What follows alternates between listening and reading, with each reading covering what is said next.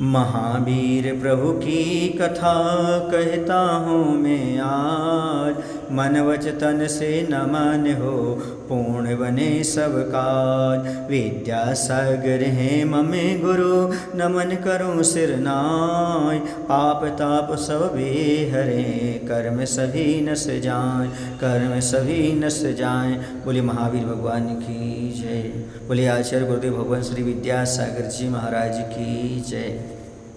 बंधुओं, पिछली कथा में हमने देखा था कि जो चक्रवर्ती था उसने अपने जीवन में जो सर्वश्रेष्ठ कार्य होता है अर्थात सकल संयम को धारण करना, मनुष्य पर्याय की जो सबसे बड़ी विशेषता होती है उस विशेषता को उसने प्राप्त कर लिया था।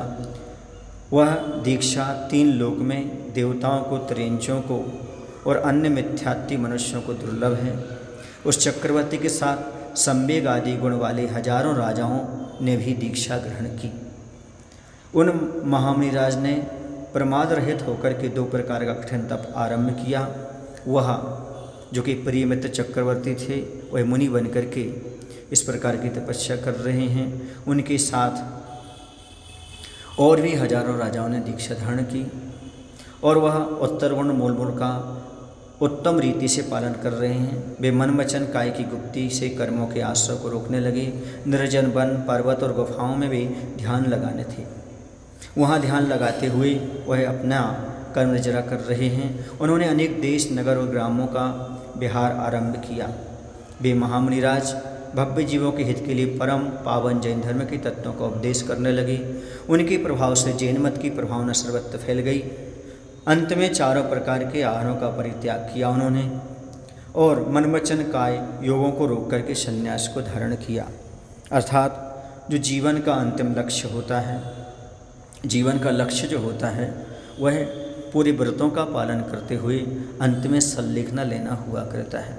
जैसे कोई व्यक्ति पढ़ाई करता है, पढ़ाई करने के बाद परीक्षा देता है तभी वह अगली कक्षा में उत्तीर्ण होता है। उसी प्रकार समाधि होती है, समाधि लेने के उपरांत वह परीक्षा से पास हो जाते हैं।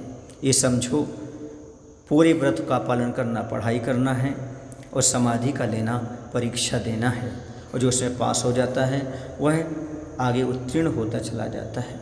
जो अच्छी ढंग से साधना करके तपस्या करता है, समाधि लेता है, वह 2-3 भव में मुक्त हो जाता है और अधिक से अधिक 7-8 भव लेता है और मुक्ति का लाभ प्राप्त कर ही लेता है।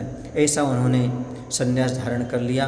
वे अपने सामर्थ्य, क्षुधा, तृषा आदि 22 परीक्षाओं को प्रसन्नचित्त होकर के सहने लगी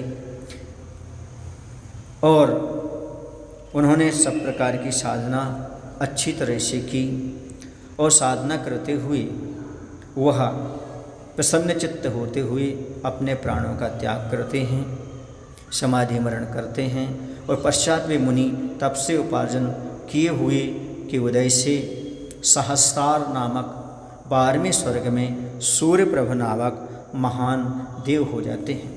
उत्पन्न होने के थोड़ी देर बाद वे ही यौवन अवस्था को प्राप्त हो जाते हैं, क्योंकि स्वर्ग में अंतर्मुहूर्त बाद इस प्रकार की अवस्था प्राप्त हो जाती है।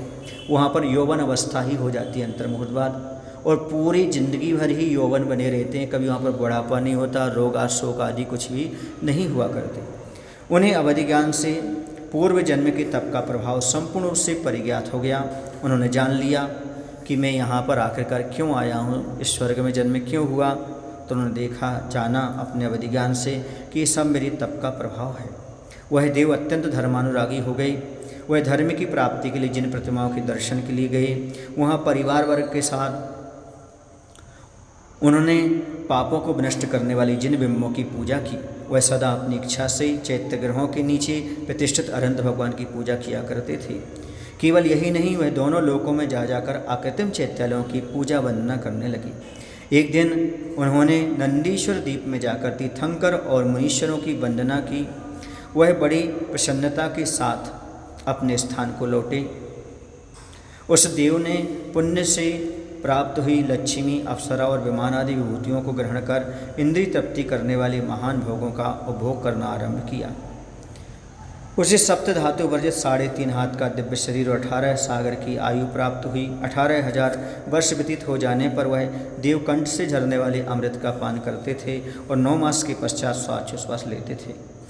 उन्हें अवधि ज्ञान से चौथे नरक तक की जानकारी और विक्रिया करने की शक्ति प्राप्त थी। वह अपनी देवियों के साथ वन और पर्वतों पर क्रीड़ा करने में रत हुआ।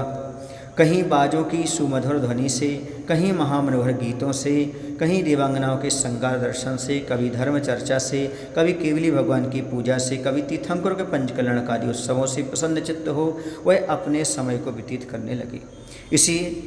इसके बाद कैसा होता है, किस प्रकार से उनका जन्म होता है, अगला भाव उनका कैसा होगा, किस रूप में होगा, आखिरकार वो आगे तीर्थंकर कैसे बनेंगे, तीर्थंकर प्रकृति का बंध किस पर्याय में, कहाँ और किन मुनि के चरणों में करेंगे, यह आगे की कथा में आप सभी को बताया जाएगा। तब तक के लिए हम आप लोगों के लिए इस कथा के लिए आगे का विस्तार आगे कथा में कहेंगे।